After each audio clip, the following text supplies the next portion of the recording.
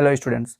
तो क्लास 12 का जो फिजिक्स का चैप्टर नंबर 1 है इलेक्ट्रिक चार्जेस और फील्ड, तो इस चैप्टर की सीरीज का ये पहला वीडियो है और इस वीडियो में आज हम सभी चार्जेस और उनके प्रॉपर्टीज के बारे में जानेंगे।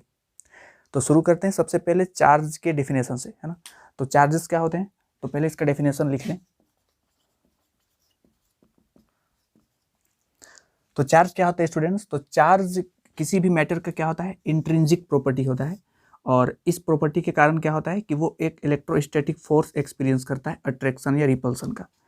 तो सबसे पहले आप सभी का मन में डाउट होगा कि इंट्रिंसिक प्रॉपर्टी क्या होता है। तो इंट्रिंसिक प्रॉपर्टी वो प्रॉपर्टी होता है किसी भी मैटर का जिसके चलते वो शेप या फिर साइज पे डिपेंड नहीं करता। एग्जाम्पल के लिए अगर आप सभी डेंसिटी का एग्जाम्पल ले लो, है ना। जैसे अगर आयरन है, सपोज करें कि यहाँ पे एक आयरन का एक छोटा सा हिस्सा है और यहाँ पे एक आयरन का एक बड़ा सा हिस्सा है। दोनों क्या है, दोनों आयरन का एक मेटल का दो यहाँ पे ब्लॉक रखा गया है, ठीक है।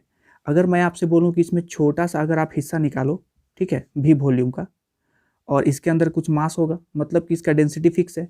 इसी तरह अगर इसमें भी सेम अमाउंट का वॉल्यूम लें तो इसमें भी हमको सेम अमाउंट का मास भरा हुआ मिलेगा ना। कहने का मतलब ये कि अगर हम आयरन का छोटा हिस्सा ले या फिर बड़ा हिस्सा ले, डेंसिटी तो दोनों में सेम होगा ना। मतलब कि डेंसिटी जो है वो शेप और साइज पे डिपेंड नहीं करता, है ना। ऐसे वाले प्रॉपर्टीज को कहते हैं इंट्रिंसिक प्रॉपर्टी। तो चार्ज भी एक तरह का इंट्रिंसिक प्रॉपर्टी है किसी भी मैटर का, जो किसी शेप और साइज, उस मैटर का शेप और साइज पे डिपेंड नहीं करता है, ठीक। और इस इंट्रिंसिक प्रॉपर्टी, ये जो चार्ज है ना, इसके चलते क्या होता है कि फोर्स ऑफ अट्रैक्शन या रिपल्सन होता है, जो हम लोग अभी आगे पढ़ेंगे कूलॉम्ब्स लॉ में, ठीक है। जैसे जो मास है, मास के चलते फोर्स ऑफ ग्रेविटी लगता है, इसी तरह से चार्ज के चलते क्या होता है, फोर्स ऑफ अट्रैक्शन और रिपल्सन होता है, जो हम लोग जब कूलॉम्ब्स लॉ पढ़ेंगे तो इसके बारे में डिटेल से जानेंगे। तो चार्ज कितने टाइप्स के होते हैं, तो आप सभी इसको 9th क्लास से पढ़ते आ रहे होगे, ठीक है। Charges are 2 types. पहला क्या होता है, पॉजिटिव चार्ज, और दूसरा क्या होता है, नेगेटिव चार्ज। तो पॉजिटिव चार्ज कैसे बनते हैं, तो जब हम सभी इलेक्ट्रॉन को रिमूव करते हैं, ठीक है, व्हेन इलेक्ट्रॉन्स आर रिमूव्ड, तब क्या होता है, पॉजिटिव चार्ज डेवलप होता है। और जब हम सभी इलेक्ट्रॉन देते हैं, ठीक है, व्हेन इलेक्ट्रॉन इज एडेड, तब कोई सब्सटेंस कैसा चार्ज का होता है, नेगेटिव चार्ज का होता है। आप सभी को पता होगा कि जो एक इलेक्ट्रॉन है इसमें कितना चार्ज होता है, तो इलेक्ट्रॉन में नेगेटिव चार्ज होता है, वो होता है 1.6 × 10⁻⁻19 कूलॉम्ब। कूलॉम्ब क्या है, चार्ज को मेजर करने का ऐसा यूनिट है, तो यहाँ पे लिख देते हैं ऐसा यूनिट ऑफ चार्ज। क्या होता है स्टूडेंट्स, तो ये होता है कूलॉम्ब, जिसको सी से रिप्रेजेंट किया जाता है, ठीक है। ये एक स्केलर क्वांटिटी है, ये सब तो आपको पता होगा। अच्छा, एक प्रोटॉन में कितना चार्ज होता है, तो एक प्रोटॉन में सेम इतना ही चार्ज होता है, मैग्नीट्यूड तो सेम होगा, बस साइन में अंतर होता है ना। तो इलेक्ट्रॉन में नेगेटिव चार्ज होता है, प्रोटॉन में पॉजिटिव चार्ज होता है, ये आप सभी को पता है। अब आप सभी को ये भी पता होगा कि अगर कोई एटम है ना, अगर कोई एटम है तो इसके बीच में क्या रहता है, प्रोटॉन और न्यूट्रॉन, जिससे कि न्यूक्लियस कहते हैं, और इलेक्ट्रॉन इसके चारों ओर रिवॉल्व करते रहता है। आप सभी को यह भी पता होगा कि प्रोटॉन और न्यूट्रॉन जो है वो बहुत ही स्ट्रॉन्ग फोर्स से बाइंड होता है, जिसको कहते हैं न्यूक्लियर फोर्स, है ना। पूरे यूनिवर्स में सबसे स्ट्रॉन्ग फोर्स कौन सा है, न्यूक्लियर फोर्स। ये फोर्स इतना स्ट्रॉन्ग होता है कि न्यूट्रॉन और प्रोटॉन दोनों को बाइंड करके रख सकता है ना।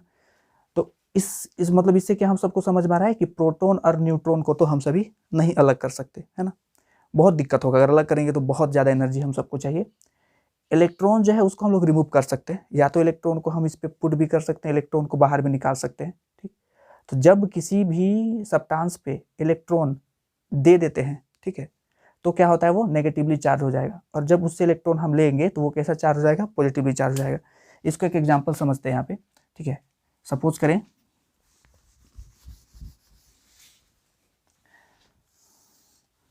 हम सोडियम का एग्जाम्पल लेते हैं। तो सोडियम का एटॉमिक नंबर कितना होता है, तो सोडियम का एटॉमिक नंबर होता है 11। स्टूडेंट, एटॉमिक नंबर का मतलब होता है नंबर ऑफ प्रोटॉन, ठीक है। तो इसमें नंबर ऑफ प्रोटॉन कितने हैं, 11, और क्योंकि कोई चार्ज नहीं है तो इलेक्ट्रॉन भी कितने होंगे, 11, है ना। अब अगर मैं इसका इलेक्ट्रॉनिक कन्फिगरेशन करूं तो वो होगा 2, 8 और 1। मतलब कि पहले वाला सेल में कितना इलेक्ट्रॉन है, 2, दूसरा वाला सेल में कितना इलेक्ट्रॉन है, 8, और थर्ड वाला सेल में कितना इलेक्ट्रॉन है, 1, है ना। तो अभी प्रोटॉन्स भी 11 हैं और इलेक्ट्रॉन्स भी 11 है। तो अभी इसमें कोई भी हम सभी को नेट चार्ज देखने को नहीं मिल रहा। क्यों, क्योंकि आप सभी देखो इलेक्ट्रॉन में सेम अमाउंट का चार्ज होता है, प्रोटॉन में भी सेम अमाउंट का चार्ज होता है, बस साइन में अंतर है। मतलब कि 11 प्रोटॉन में जितना चार्ज होगा उतना ही 11 इलेक्ट्रॉन में भी होगा, और अगर दोनों को ऐड करेंगे तो नेट चार्ज कितना होगा, 0 होगा। एक्चुअली में एक चार्ज का प्रॉपर्टी भी होता है कि चार्ज जो होता है ना वो स्केलर क्वांटिटी होता है। अगर किसी भी बॉडी पे हम सभी को नेट चार्ज निकालना हो तो सभी चार्जेस को क्या करते हैं, अलजेब्रिकली जोड़ देते हैं, तो वो हमारा नेट चार्ज निकलता है। अभी इसे हम प्रॉपर्टी में पढ़ेंगे भी, है ना। तो इसमें समझिए स्टूडेंट आप सभी कि इलेक्ट्रॉन को अगर हम इसमें कम कर दें, एग्जाम्पल के लिए अभी प्रोटॉन कितने हैं, तो प्रोटॉन 11 हैं और इलेक्ट्रॉन भी कितने हैं, 11 हैं। अगर इलेक्ट्रॉन को एक इलेक्ट्रॉन को हम यहाँ से रिमूव कर दें, है ना, तो इसमें कितने इलेक्ट्रॉन्स हो जाएंगे, 10 इलेक्ट्रॉन्स हो जाएंगे। प्रोटॉन्स तो उतना ही रहेंगे ना, क्यों, क्योंकि हम सभी प्रोटॉन और न्यूट्रॉन को अलग नहीं कर सकते, ठीक है। तो अब प्रोटॉन्स में 11 है, अब सॉरी प्रोटॉन्स का नंबर 11 है और इलेक्ट्रॉन 10 हैं। अब आप सभी बताओ कि पॉजिटिव चार्ज ज़्यादा हुआ कि नेगेटिव चार्ज। तो अभी 11 पॉजिटिव चार्ज हैं और अभी 10 नेगेटिव चार्ज है। ओवरऑल पॉजिटिव चार्ज बना कि नेगेटिव, तो ओवरऑल पॉजिटिव चार्ज बना। इसलिए कह रहे हैं हम सभी कि जब किसी भी सब्सटेंस से इलेक्ट्रॉन को हटाते हैं तो वो पॉजिटिव चार्ज बनता है, और जब इलेक्ट्रॉन हम एक्स्ट्रा ऐड करते हैं तो नेगेटिव चार्ज डेवलप होता है, ठीक है। ये बेसिक सा बात था कि नेगेटिव चार्ज और पॉजिटिव चार्ज बनता कैसे है। अब हम लोग चलिए ये जानते हैं कि आप सबसे क्वेश्चन मेरा है इतना पढ़ने के बाद कि अगर सपोज करें कि यहाँ पे एक स्फीयर है ना, आइडेंटिकल स्फीयर है, मतलब दोनों का शेप साइज चेंज नहीं कर रहा, और इसमें अभी कितने इलेक्ट्रॉन्स हैं, मतलब इसमें नेट चार्ज अभी 0 है ना। अगर हम इस पे -3 चार्ज डेवलप करें और इस पे +3 चार्ज डेवलप करें तो दोनों में से किसका मास ज़्यादा होगा। शुरू में इसका मास m था, इसका भी मास m था। अभी हम क्या कर रहे हैं, इसमें -3 चार्ज मतलब -3 कूलम का चार्ज इस पे पुट कर रहे हैं और इसमें +3 का चार्ज डेवलप कर रहे हैं ना। तो किसका मास ज़्यादा होगा, ये 1 वाले का कि 2 वाले का। तो इसका जवाब होगा कि 1 वाले का मास ज़्यादा होगा। क्या वजह है इसमें कि अगर हम इसमें माइनस चार्ज दिए हैं मतलब ज़रूर इस पर हम इलेक्ट्रॉन भरे होंगे, है ना, और अगर इसमें प्लस चार्ज डेवलप हुआ है मतलब इसमें से इलेक्ट्रॉन क्या किए होंगे, निकाले होंगे। और आप सभी को पता है कि इलेक्ट्रॉन का कुछ मास होता है, तो इलेक्ट्रॉन अगर दिए मतलब कि मास इससे क्या होगा, पहले जो था मास उससे मास बढ़ जाएगा और इसमें मास जो है वो कम हो जाएगा क्योंकि इसमें से इलेक्ट्रॉन रिमूव किया गया होगा, तब तो यहाँ पे पॉजिटिव चार्ज बनाना, ठीक है। तो आई होप आप सभी को पता चल गया होगा कि पॉजिटिव और नेगेटिव चार्ज किसी भी सब्सटेंस में डेवलप कैसे करते हैं, ठीक है। अब अगला जानते हैं हम सभी प्रॉपर्टीज ऑफ चार्जेस के बारे में। तो पहला प्रॉपर्टीज क्या है कि जो सेम चार्ज होंगे, ठीक है, आइडेंटिकल चार्ज जो होते हैं वो रिपेल करते हैं। यहाँ पे लिख दें हम identical charge repel each other और ऑपोजिट चार्जेस अट्रैक्ट। ये बात तो आप सभी पहले से भी जानते होंगे कि अगर सेम चार्ज रहेगा, जैसे पॉजिटिव और पॉजिटिव चार्ज एक दूसरे को क्या करेंगे, रिपेल करेंगे, और अगर पॉजिटिव और नेगेटिव चार्ज रहेंगे तो एक दूसरे को अट्रैक्ट करेंगे।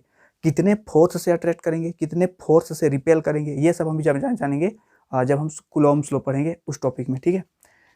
दूसरा क्या है स्टूडेंट्स, तो आप सभी को पता है कि चार्ज जो होता है वो एक स्केलर क्वांटिटी है, मतलब चार्ज जो है उनको हम सभी अलजेब्रिकली जोड़ सकते हैं, ठीक है। एग्जाम्पल के लिए अगर सपोज करें कि यहाँ पे कोई एक बॉडी है जिसमें +3 कूलम का चार्ज है, -2 कूलम का चार्ज है, +5 कूलम का चार्ज है, और आप सभी से पूछा जाए कि इस पे नेट कितना चार्जेस है, तो क्या करेंगे, अगर नेट चार्ज निकालना है तो सभी चार्जेस को ऐड कर देंगे। तो 3 + 5 - 2 साइन के साथ रखेंगे यहाँ पे, है ना।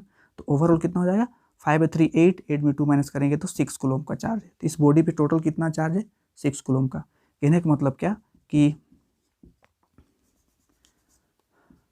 the total charge on a body is the sum of individual charges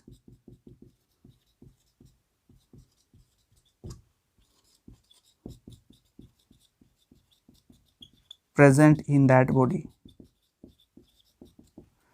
मतलब कि अगर किसी भी बॉडी पे हमको नेट चार्ज निकालना है, टोटल चार्ज निकालना है, तो हम क्या करेंगे, उस बॉडी पे जितना भी अलग अलग चार्जेस है ना सबको ऐड कर देंगे, ठीक है। क्योंकि एक स्केलर क्वांटिटी है तो हम सभी को इसमें वेक्टरली ऐड करने की जरूरत है नहीं। ठीक, ये दूसरा प्रॉपर्टी। थर्ड प्रॉपर्टी क्या है, तो सपोज करिए स्टूडेंट आप सभी को ऐसा एक कोई ऑब्जेक्ट दिया गया है, ठीक है। अगर मैं आपसे कहूं कि अगर इसमें हम एक इलेक्ट्रॉन देते हैं, है ना, ये जो भी मैटर था, पहले इलेक्ट्रॉन और प्रोटॉन दोनों सेम था, मतलब नेट चार्ज 0 था। अभी हम क्या कर रहे हैं, एक इलेक्ट्रॉन दे रहे हैं। अब एक इलेक्ट्रॉन में कितना चार्ज होता है, 1.6 इंटू 10⁻⁻19 कूलम। हाँ ठीक है, माइनस होता है, लेकिन अभी हम साइन को नहीं देख रहे, ठीक है। अब अगर आपसे मैं पूछूं कि अगर इसमें एक इलेक्ट्रॉन दिया गया तो इसमें कितना चार्ज बना, तो आप सब कहोगे कि इसमें जो टोटल चार्ज होगा वो बनेगा एक इलेक्ट्रॉन के बराबर।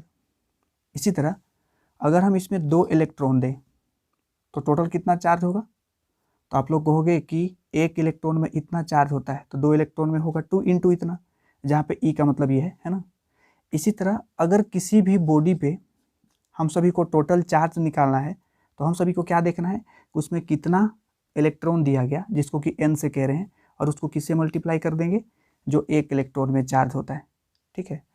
तो अगर किसी बॉडी पे हम सभी को पता करना हो कि कितना कितना चार्ज बना, कितना पॉजिटिव चार्ज या फिर कितना नेगेटिव चार्ज बना, तो हम सभी क्या देखें उस पर कि कितना इलेक्ट्रॉन उसमें से निकाला गया या फिर उसमें से कितना इलेक्ट्रॉन उस पर डाला गया। उस नंबर को किससे मल्टीप्लाई कर देंगे, 1.6 इंटू 10⁻⁻19 कूलम से, तो उस बॉडी पे टोटल चार्ज निकलेगा। और इसी को कहते हैं क्वांटाइजेशन ऑफ चार्ज, ठीक है। मतलब किसी भी बॉडी पे अगर हमको टोटल चार्ज निकालना है तो वो इंटीग्रल मल्टीपल होता है किसका, एक इलेक्ट्रॉन में जितना चार्ज है उतना। मतलब n का वैल्यू क्या हो सकता है इसमें, 0, 1, 2, 3, कोई भी इंटीजर, ठीक है। और चौथा प्रॉपर्टी इसका क्या है कि चार्ज जो होते हैं वो कंजर्व होते हैं, मतलब चार्ज हम लोग बना भी नहीं सकते या फिर उसको डिस्ट्रॉय भी नहीं कर सकते, है ना। तो in an isolated system, isolated system मतलब अगर चार्ज नहीं आ रहा हो, या फिर जैसे समझे आप सभी से, कैसे समझाएं, सपोज करें एक क्लास है, ठीक है, और उस क्लास के अंदर में टोटल 10 स्टूडेंट्स हैं। अगर हम ऐसा रेस्ट्रिक्शंस बना दें कि इस क्लास में ना तो अंदर से स्टूडेंट कोई बाहर जा सकता है, ना तो बाहर से कोई स्टूडेंट उस क्लास के अंदर आ सकता है, तो उस क्लास के अंदर में 10 स्टूडेंट से ना तो ज़्यादा होंगे ना तो कम होंगे, है ना, वो हमेशा कंजर्व्ड होगा। तो ऐसे सिस्टम को आइसोलेटेड सिस्टम कहते हैं, मतलब कोई बाहर से आ भी नहीं रहा और अंदर से कोई बाहर जा भी नहीं रहा। तो चार्ज के रिस्पेक्ट में इसको कैसे समझेंगे, तो अगर कोई चार्ज नहीं दे रहे हैं या फिर अंदर से कोई चार्ज बाहर नहीं जा रहा, कहने का मतलब इलेक्ट्रॉन का ट्रांसफर नहीं हो रहा, तो ऐसे को कहेंगे आइसोलेटेड सिस्टम। तो जब ऐसा सिस्टम हो तो उसको लिखते हैं in an isolated system charges can neither be created nor be destroyed.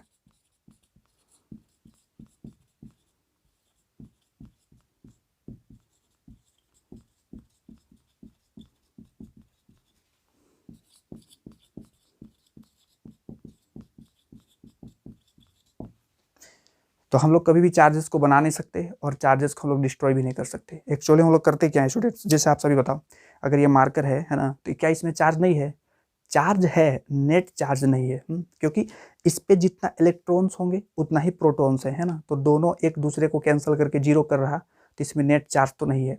लेकिन अगर हम इसमें से जो इलेक्ट्रॉन का नंबर है उसको डिस्टर्ब कर दें, मतलब कि अभी जो इलेक्ट्रॉन्स है ना, प्रोटॉन और इलेक्ट्रॉन दोनों सेम है, इलेक्ट्रॉन को अगर हम कम कर दें या फिर ज़्यादा कर दें तो इसमें चार्ज डेवलप होगा, ठीक है।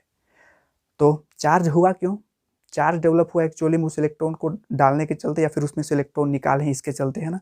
तो अगर हम इलेक्ट्रॉन इसमें पुट करें तो चार्ज बना, इलेक्ट्रॉन रिमूव किए तो चार्ज बना, मतलब चार्ज तो पहले से था, लेकिन बस हम उसको डिस्टर्ब करके ना अपने आप एक चार्ज डेवलप कर पाए, लेकिन हम लोग उसको नहीं बनाए, वो पहले से ही था, है ना। तो चार्ज को हम लोग बना नहीं सकते और उसको डिस्ट्रॉय भी नहीं कर सकते, तो इसी को कहते हैं कंजर्वेशन ऑफ चार्ज। जैसे समझे आप सभी, अगर हम सभी गामा डीके देखें ना, तो गामा जो होता है वो न्यूट्रल होता है, इसमें कोई भी चार्ज नहीं होता। तो जब गामा टूटेगा, जब गामा रे टूटेगा तो क्या क्या बनता है, एक इलेक्ट्रॉन और एक प्रोटॉन में चेंज हो जाता है ना। अब देखो आप सभी, तो डिके होने से पहले नेट चार्ज कितना था, 0। डिके होने के बाद भी अभी देखो नेट चार्ज 0 है, क्योंकि इलेक्ट्रॉन और प्रोटॉन दोनों में मैग्नीट्यूड सेम होता है लेकिन साइन उल्टा होता है ना। जैसे प्रोटॉन का बात करें तो इसमें चार्ज होता है 1.6 इंटू 10⁻⁻19 कूलम, और इलेक्ट्रॉन में होता है -1.6 इंटू 10⁻⁻19 कूलम। दोनों को ऐड करोगे तो जीरो होगा ना, तो रिएक्शन के बाद भी जीरो है, उसके पहले भी जीरो है, मतलब कि चार्ज यहाँ पे क्या है, कंजर्व है। तो कंजर्वेशन ऑफ चार्ज का एक एग्जाम्पल हो गया। अब अच्छा, ये चलिए इससे रिलेटेड कुछ कुछ क्वेश्चंस करते हैं। आप सभी को अभी चार्ज का एसआई यूनिट के बारे में बताया गया होगा। तो चार्ज का एसआई यूनिट क्या होता है, कूलम्ब होता है ना। अब ये जो 1 कूलम्ब का चार्ज है ना, आप सभी को बताना है कि ये 1 कूलम्ब का चार्ज कितने इलेक्ट्रॉन से मिलके बनेगा। आप सभी से 10th क्लास में बनाए भी होंगे, है ना, याद भी होगा, 6.25 इंटू 10⁻18। चलिए इसको सोल्व करते हैं।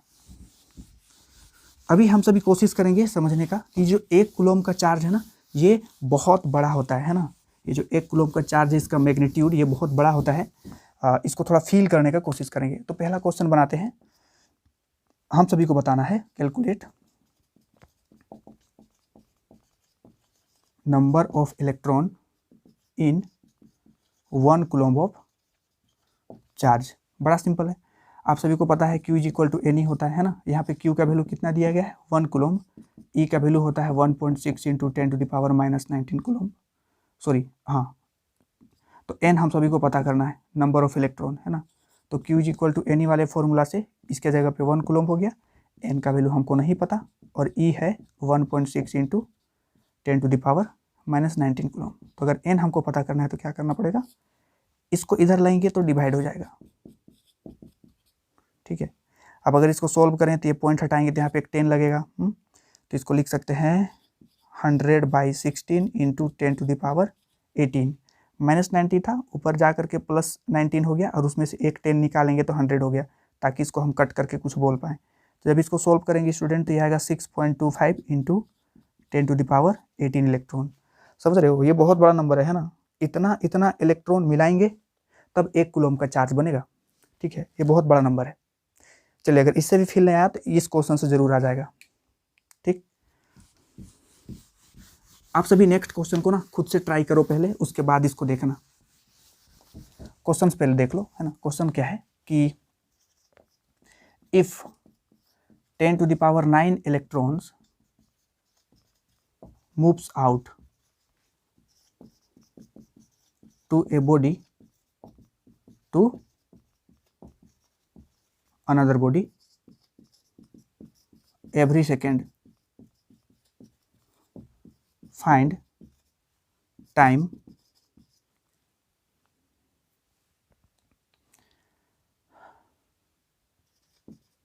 when 1 coulomb of charge is formed। Question क्या कह रहा है कि अगर एक बॉडी है ना, और एक दूसरा बॉडी है, इस बॉडी से हर एक सेकेंड कितना कितना इलेक्ट्रॉन ट्रांसफर हो रहा है स्टूडेंट, 10⁹ इलेक्ट्रॉन, है ना। एक सेकेंड में 10⁹ इलेक्ट्रॉन इस पे ट्रांसफर हो रहा। तो 1 कूलम्ब चार्ज बनने में कितना टाइम लगेगा, ये हम सबको पूछा गया है ना। तो यहाँ पे देखो आप सभी कि अगर 1 सेकेंड हम सब टाइम दे रहे हैं तो कितना कितना इलेक्ट्रॉन ट्रांसफर हो रहा है, 10⁹ इलेक्ट्रॉन ट्रांसफर हो रहा है। तो चार्ज कितना होगा, तो 1 इलेक्ट्रॉन में हम सभी को पता है कि 1 इलेक्ट्रॉन में चार्ज होता है 1.6 इंटू 10⁻⁻19 कूलम्ब। तो 10⁹ इलेक्ट्रॉन्स में कितने चार्ज होंगे, तो वो होगा 1.6 इंटू 10⁻⁻19 से इसको मल्टीप्लाई करना पड़ेगा। मतलब 1 सेकेंड में इतना इतना चार्ज इस पर जमा हो रहा है ना। अब हमको 1 कूलम्ब चार्ज जमा होने में कितना टाइम लगेगा उसको निकालना है। तो हम क्या करते हैं, इधर 1 कूलम्ब को छोड़ देते हैं, बाकी सबको उठा के इधर ले आते हैं, यूनिटरी मेथड, है ना। तो अगर इसको सोल्व करें तो ये होगा 1.6 इंटू 10⁻9 और -19 होगा -10 सेकेंड। तो 1 कूलम्ब चार्ज बनने में इतना इतना सेकेंड लगेगा। चलिए इसको कैलकुलेट करते हैं। तो ये हो गया 10, इसको लिख सकते हैं 100/16 इंटू 10⁻9 सेकेंड, ठीक है। अगर इसको आप सभी सोल्व करोगे ना तो ये लगभग आता है 198 ईयर्स। इतना इतना सेकेंड को अगर साल में बदलेंगे तो 198 साल आएगा, मतलब इसको 200 साल बोल सकते हैं अप्रोक्सीमेटली। तो समझो, अब अगर 1 सेकेंड में 10 का पावर 9, समझ रहे हो ना, 10 का पावर 9 बहुत बड़ा नंबर है ना। अब इतना इतना इलेक्ट्रॉन अगर एक एक सेकेंड अगर जाएगा, फिर भी 1 कूलम चार्ज बनने में 200 साल लगेगा। ये जो टाइम है बहुत बड़ा है, मतलब कि 1 कूलम चार्ज बहुत बड़ा क्वांटिटी होता है चार्ज का। ठीक है, आप सभी देख रहे हो ना, 1 सेकेंड में अगर 10 का पावर 9 इलेक्ट्रॉन भी अगर हम हर सेकेंड ट्रांसफर करें तो 1 कूलम चार्ज को जमा होने में 200 साल लगेगा। ठीक है, तो 1 कूलम बहुत बड़ा मैग्नीट्यूड होता है चार्ज का। तो इसीलिए जनरली आप सब देखोगे ना कि जो चार्ज होता है उसको हम माइक्रो कूलम में या फिर माइक्रो कूलम में जनरली इसको रिप्रेजेंट किया जाता है। ठीक है, माइक्रो का मतलब कितना होता है, 10⁻⁻6 कूलम। ठीक, तो ये था प्रॉपर्टीज ऑफ चार्जेस से रिलेटेड कुछ बात। तो नेक्स्ट वीडियो में हम सभी जानेंगे स्टूडेंट्स कि चार्जेस के बीच में अगर फोर्स लगता है तो उस फोर्स का मैग्नीट्यूड कितना होता है ना, उसके लिए हम लोग कूलम्स लॉ सीखेंगे।